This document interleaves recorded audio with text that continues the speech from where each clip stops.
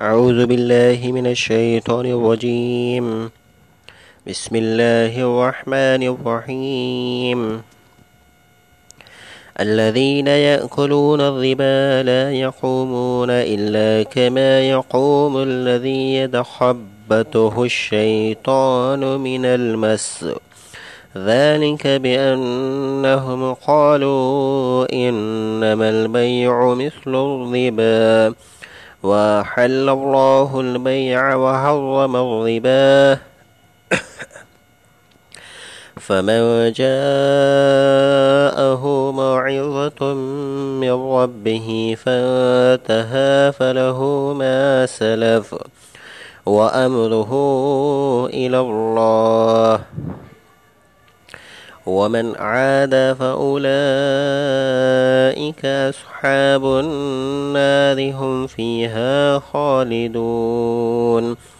يمحق الله الربا ويربي الصدقات والله لا يحب كل كفار أثيم. إن الذين آمنوا وعملوا الصالحات وأقاموا الصلاة وآتوا الزكاة لهم أجرهم عند ربهم ولا خوف عليهم ولا هم يحزنون.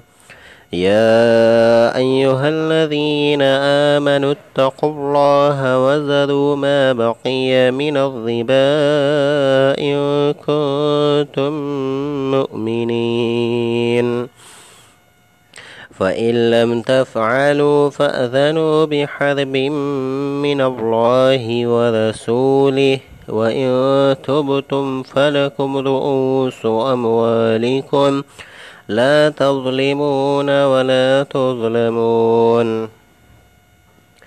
وإن كان ذو عسرة فنذرة إلى ميسرة، وأن تصدقوا خير لكم إن كنتم تعلمون. واتقوا يوما ترجعون فيه إلى الله ثم توفى كل نفس ما كسبت وهم لا يظلمون. صدق الله العظيم.